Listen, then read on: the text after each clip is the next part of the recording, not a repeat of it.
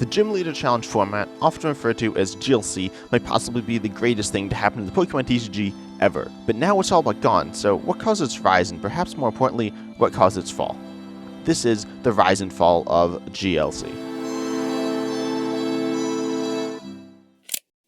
The first thing to know about the format is that it was created by Andrew Mahone, the YouTuber behind Tricky Gym, and it was also created during the COVID pandemic when things were really bad, so people were looking for something to turn to, and GLC ended up being just that. But enough of that, I think it's time we start talking about the rules a little bit. First of all, your deck can only contain one type of Pokemon. That's why it's called the Gym Leader Challenge format, based off of gym leaders that only use one type of Pokemon in their gyms. Additionally, this means that certain lines aren't super usable.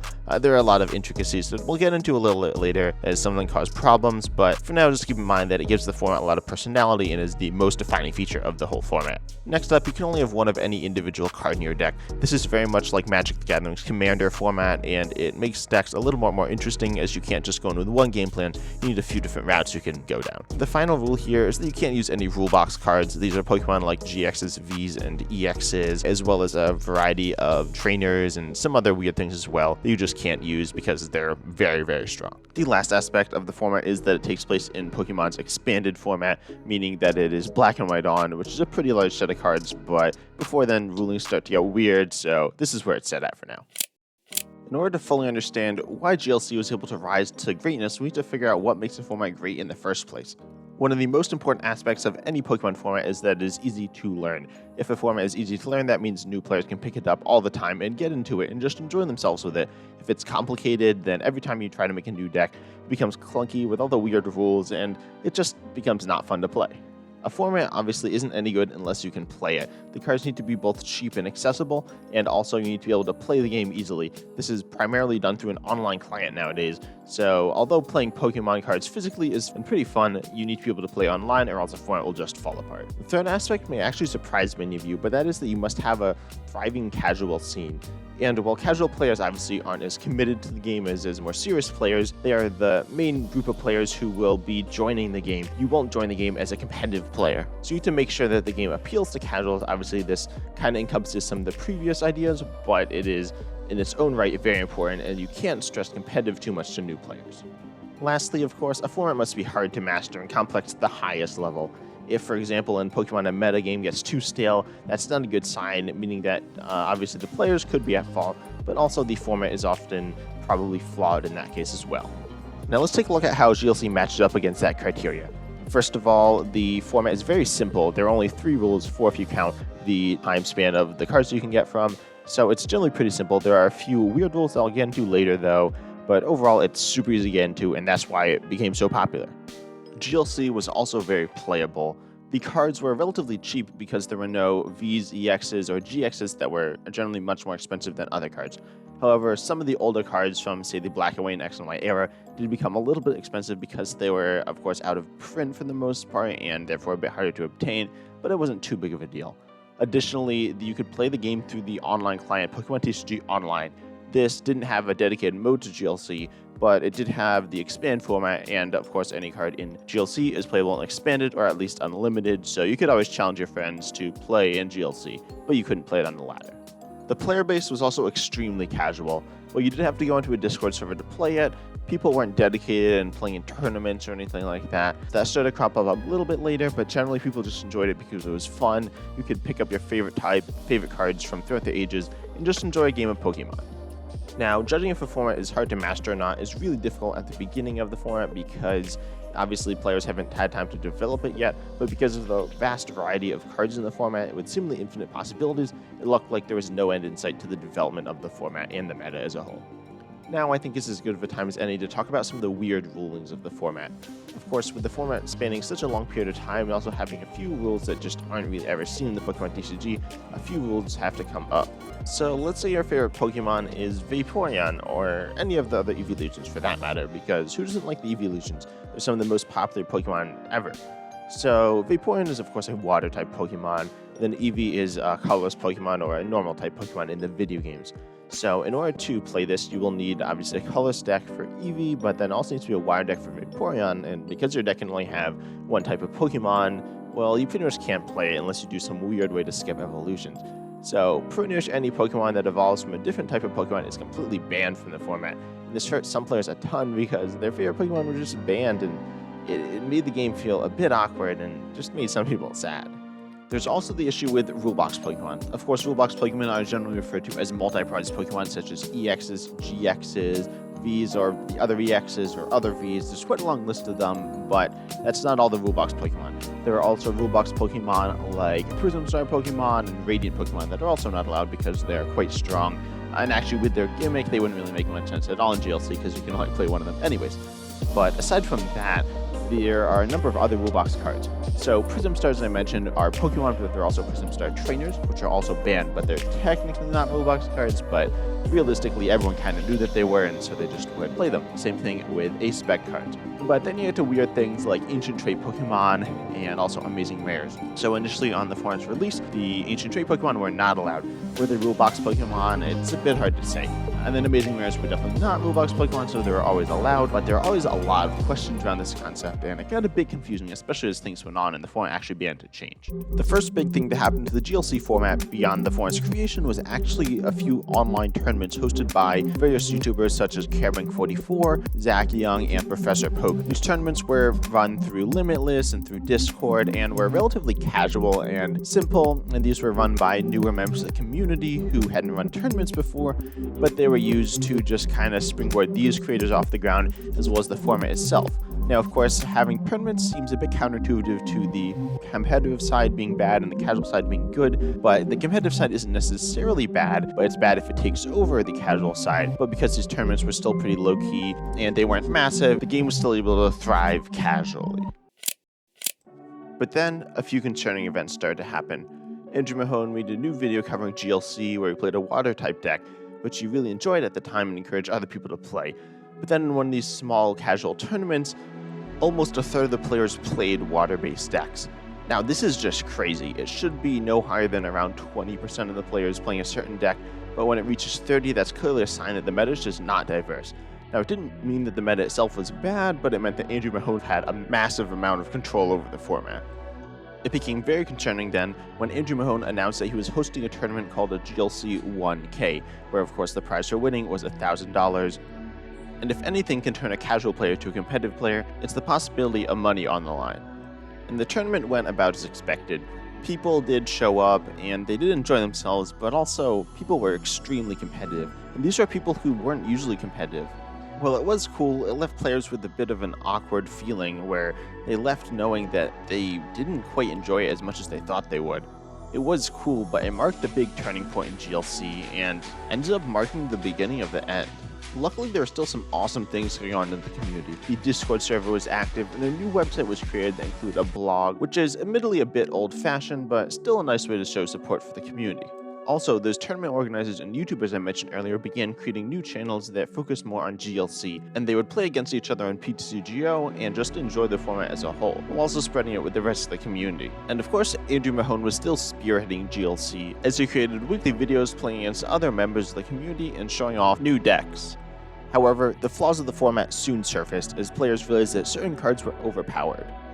Now, up until this point, Andrew Mahone declined to ban any cards because it made the format just a little bit more complicated and also showed that there was a flaw in the format. But now he knew he had to ban some cards.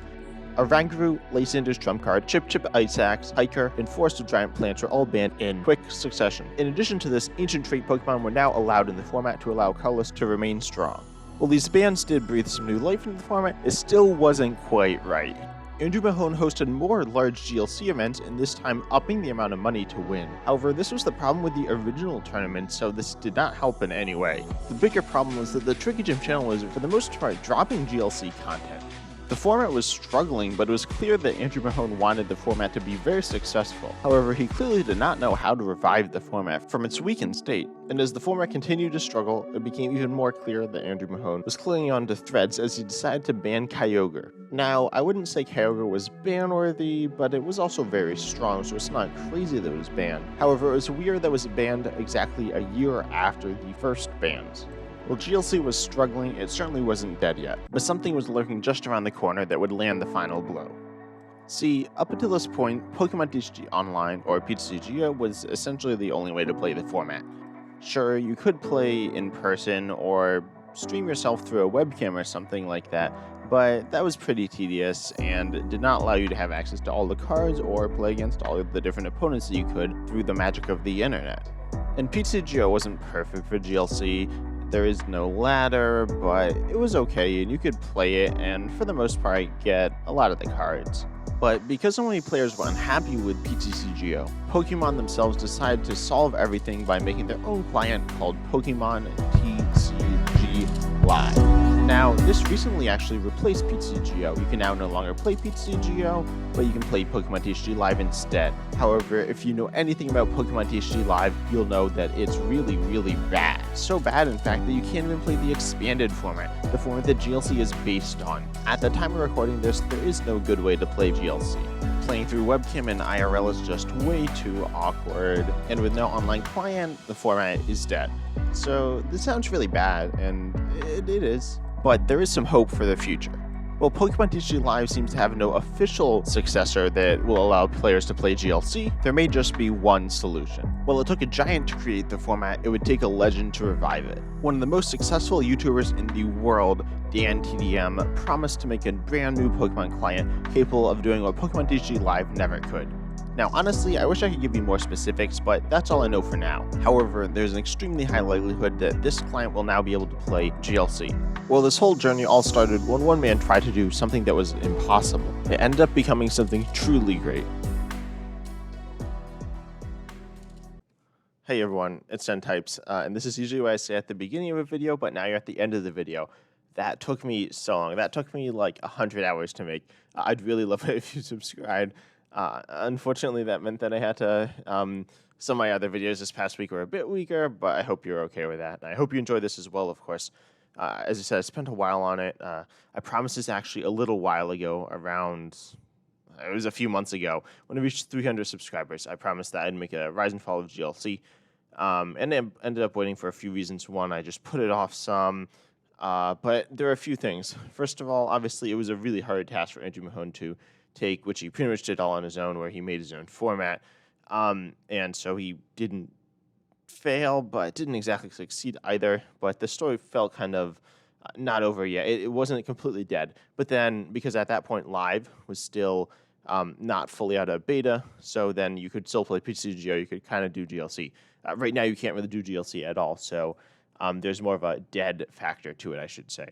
And then also, there's hope. I didn't want to just end it with Live like destroying GLC, which it very much has, unfortunately. So there's now hope. So that with NTDM's Twin Leaf, although that's looking a bit sketchy right now, but hopefully that ends up okay. But I don't know. I really enjoyed making it, and now the narrative is for the most part complete with some hope for the future, which is really cool. And I don't know, it was a fun video to make. I hadn't really seriously edited a video before. It was frustrating, it was interesting, I learned a lot, and I enjoyed it as well.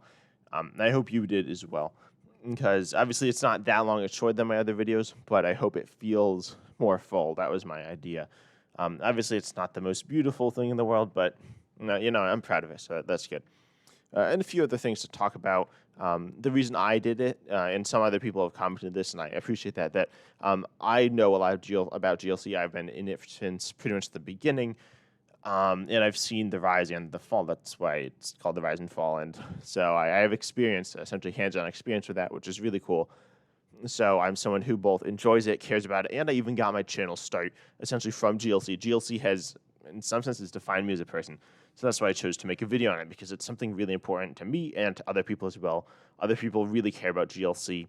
The fact that it was during COVID when everything was really hard and GLC kind of like saved people, it's a really cool thing. In addition to that, it's just something I need to figure out a way to kind of wrap up GLC on my channel. I don't know if I'm going to do more GLC content. I'll probably do some. I'll probably just do GLC set reviews like I've been doing, but I used to do some really serious GLC stuff, and I probably won't be doing that too much anymore, but who knows. And if Twin Leaf allows for GLC, I'll definitely hop on that, and I'm really excited for that. Next up, in terms of my channel stuff, things might change a little. I'm not sure. My life's getting a little weird right now, so things might have to slow down a little, but I plan on still doing daily videos.